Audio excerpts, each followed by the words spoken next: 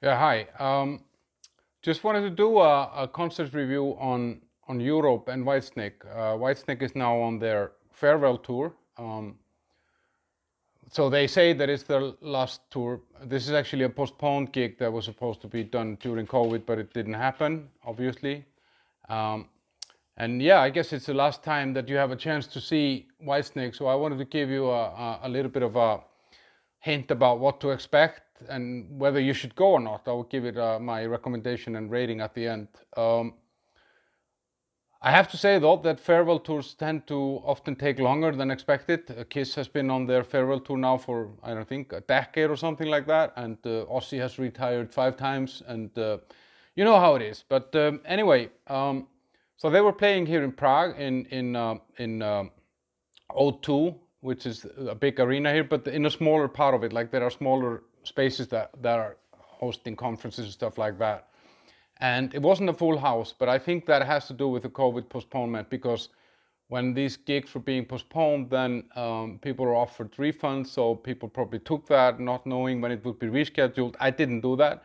And I see that on some of the concerts that I've been going to lately that it's not a full house, and I think it comes down to this, you know.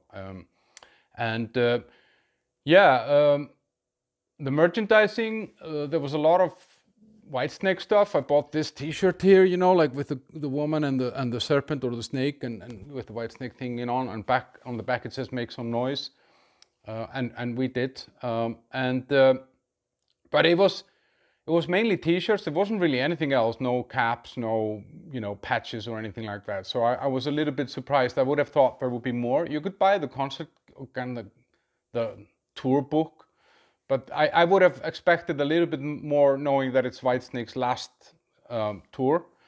And yeah, then the concert started at 8 o'clock, and Europe were warming up, and that was I can't say that I've been a fan of Europe. I mean, I know these songs like Carrie and Final Countdown, Cherokee, and some 2-3 other songs that were popular when I was a teenager, but I always kind of had a little bit of a skeptic view on Europe, and boy, did they surprise. I mean, they were amazing, and one of the biggest surprises that I've seen in rock and roll for a long time, to be very honest. I think the last time I felt like this was with Def Leppard a few years ago.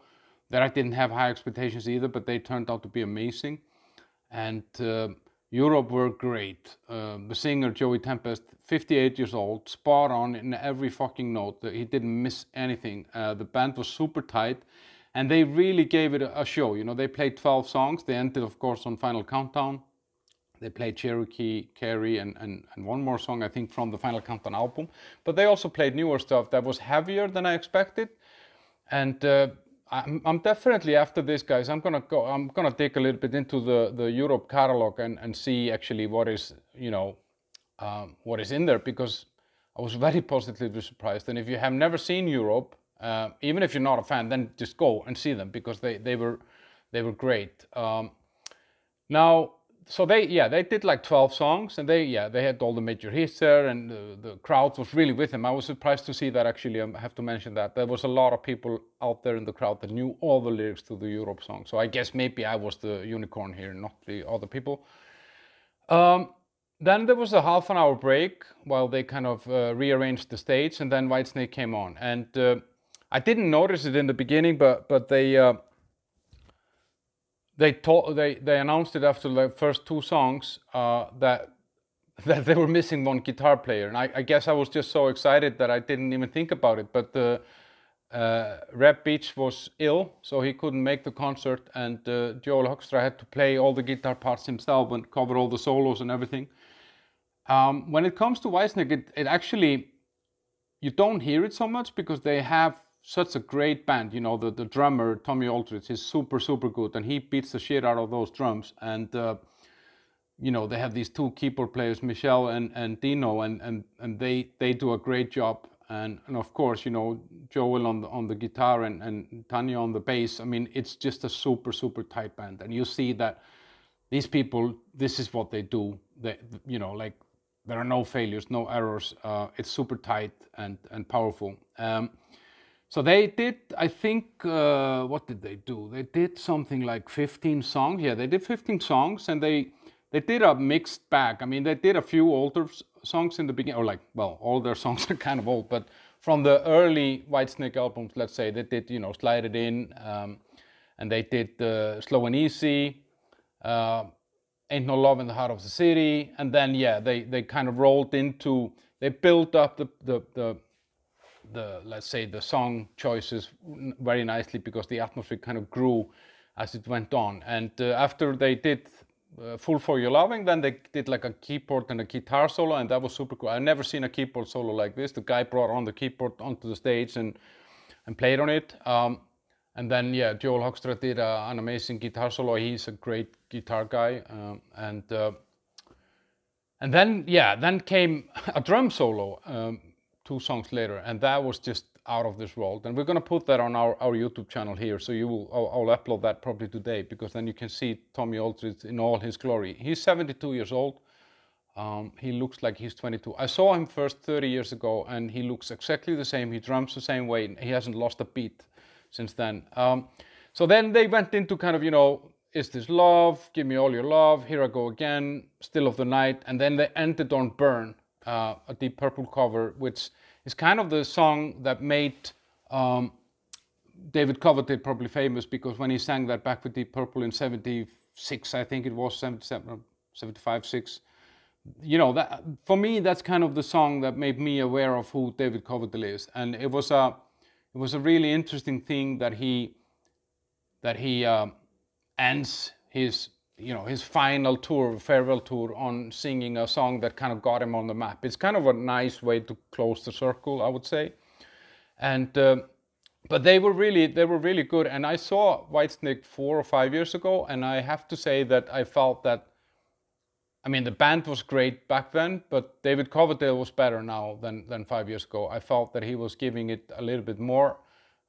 When I saw him previously, then he didn't sing as much. He kind of relied more on the backing vocals and the crowds. And now I felt that he gave more into it himself, especially on those, you know, big ones, you know, like Here I Go Again, Still of the Night, and Fool for Your Loving, and all these. But in general, I mean, I felt that he performed, and he was all over the stage. He was very engaging with the crowd. And yeah, I wouldn't say that I missed the other guitar, but of course I noticed it on some of those bigger songs that something was slightly different than it used to be. But yeah, it wasn't something that had a massive impact on the experience. The crowd was very much, you know, on top of their game and engaged with the band and singing along and clapping, and these guys just know what they're doing. I mean, I don't mean the crowd, well, they probably do, but the band, they know how to get the crowd moving. And there wasn't really anything that I felt was missing. I mean, I wouldn't have minded if it would have been like 2-3 more songs, but if I look at the whole thing, since Europe actually delivered, it's not often that I go somewhere and I feel that the warm-up band is really there somehow or gives something extra, but because they gave 12 great songs and then you got 15 from Whitesnake, then kind of the total thing of the night was awesome. But if Whitesnake wouldn't have had such a great warm-up band, then I would have, you know, felt a little bit like, yeah, I would have wanted maybe 3-4 more songs. And maybe that's why they chose Europe, because they know that then, yeah, they don't need to play as long, you know. But yeah, the whole thing, yeah, the sound was great, the crowd was great. Yeah, the band was amazing. I didn't feel anything. There was not really a song where I felt that should have been there that wasn't there, and I felt that the sequence of the songs was good.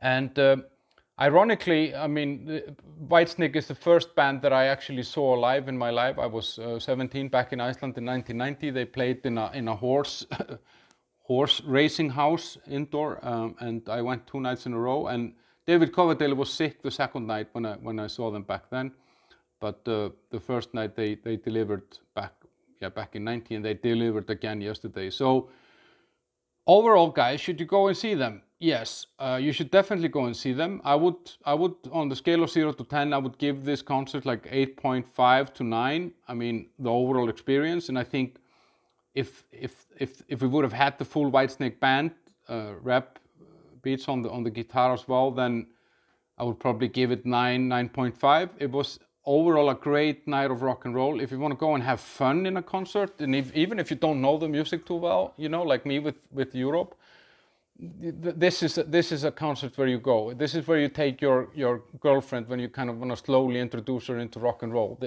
These are the type of shows that can turn the biggest opera fan into a rock fan. So I think that's it, guys. So you can subscribe to the channel. We have some live videos from the concerts, this concert, and then from all the concerts that we've been to, Scorpions and Rammstein and Eric Clapton, and there is more coming up because we have because of the COVID thing, then we have a lot of bands coming finally to town. So we have Guns N' Roses, Metallica, Iron Maiden just next week. I mean, that's one fucking week. So stay tuned, guys. Please leave some comments. Tell us what you think, or if there is something that I'm missing out on this, and stay tuned.